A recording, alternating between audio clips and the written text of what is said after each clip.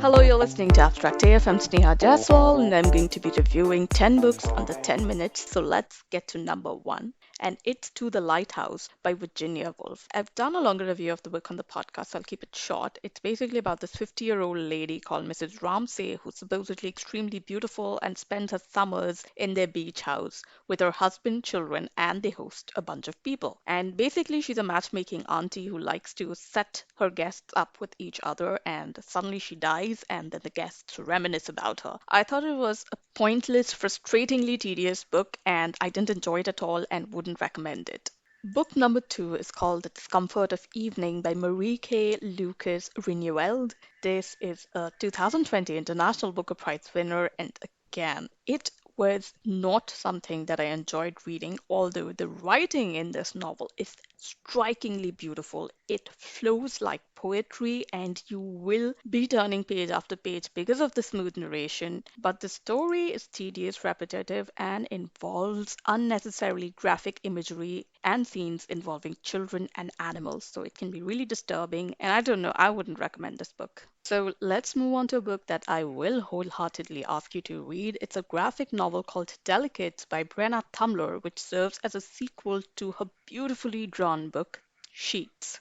The story continues following the life of teenager Marjorie, who saves her laundry business from going bust and makes a few new friends, including a ghost called Wendell. Brenna Tumler's artwork is the absolute highlight of this book. She uses a soothing palette of blues and pinks, which offer a near perfect visual break to its readers. The graphic novel is comforting, filled with delicate moments. Definitely give it a go if you're looking for a coming of age tale that won't take up too much of your time. Book number four is the graphic novel adaptation of Edmund White's A Boy's Own Story. This is a semi autobiographical work and follows a teen protagonist who is not too sure of his sexuality but grows up in the 1950s. The artwork in this book was very different and interesting. It looked like smudged oil paintings that really invokes a retro era. I felt like it was a little too philosophical and political to my liking because I don't really understand the nuances of what happened in 1950s America, but maybe those who do will enjoy this work.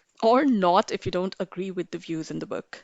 Moving on to book number five, it's called At the End of the Matinee by Keiichiro Hirano. This is a wistful romantic drama about how a classical guitarist called Satoshi Makino falls in love with journalist Yoko Kamine, who's already entered her 40s and is just 2 years older than him. In a twist of fate, the two are torn apart from each other, and it takes years for them to realize what really went wrong. The first half of this book was beautiful and riveting, and Keiichiro's vivid descriptions make the reader yearn for the classical music that Makino plays through the pages.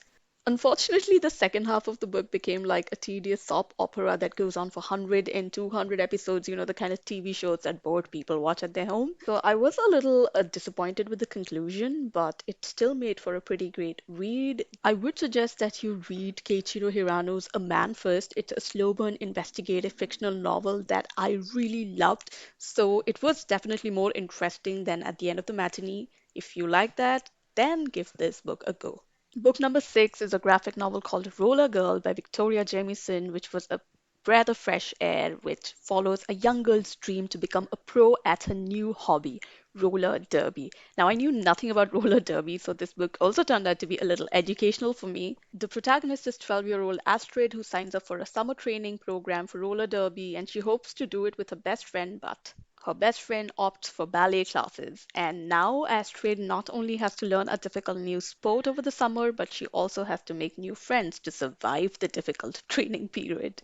I loved how the focus was on sports and friendships and 12-year-olds being 12-year-olds. The art is very bright, spunky, and I just kept turning page after page until the novel was over, and I was like, okay, that was fun. Moving on to book number seven, it's called The Lost Daughter of Happiness by Gailing Chan. It follows the story of a prostitute called Fu Zhang who's tricked and trafficked into San Francisco's flesh trade, and many men apparently die squabbling over her. but this beautiful strange woman has eyes only for one white boy who's much younger than her. Interestingly, this book is actually marketed as a forbidden romance, but the author does the racial tensions and class differences much better than the love story at the core of it. The descriptions were on the drier side, and one of the biggest flaws that might work for some readers is the fact that Fuzang herself isn't a very powerful protagonist. She's extremely quiet, she rarely speaks, she has completely wholeheartedly accepted her fate as a prostitute, so she never cries, never complains, never tries to escape. So it is up to the readers to see her either as a defeated woman who knows that she can't better herself, or as someone who has so much strength that she's ready to just take on whatever comes her way.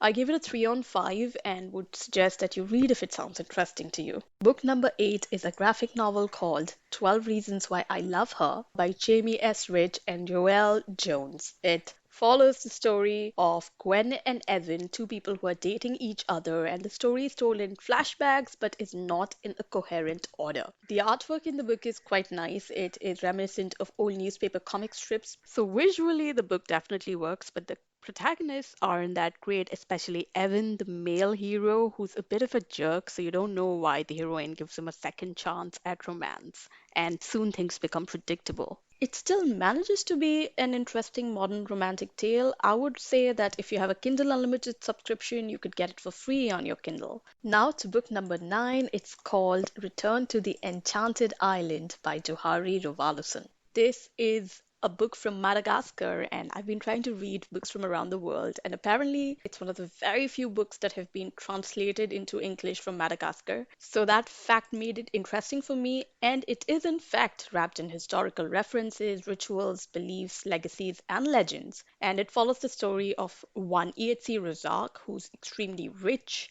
and is named after the first Malagasy man, but this dude is nothing like his venerated ancestors. Now, I don't know if things were lost in translation, but the English version wasn't that great, and it made for an awkward blend of modern realities with mystical myths. It's essentially about a man that's caught between his past and his present, but because he's so wealthy and privileged, it's hard to care about him. But regardless, the book is an interesting slice of Madagascar.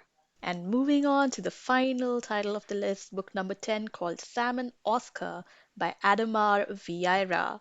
I'm not sure how that's pronounced, but yeah, this is a beautiful, cute, illustrated story with zero dialogues. It's a cozy walk down memory lane that would be best enjoyed by those who love pets. The creator fondly draws the challenges of getting accustomed to a pet for the first time, the initial frustrations, and finally the pure joy of having someone who loves you unconditionally. It's less than 150 pages long and a great coffee table book for those who love dogs and cats.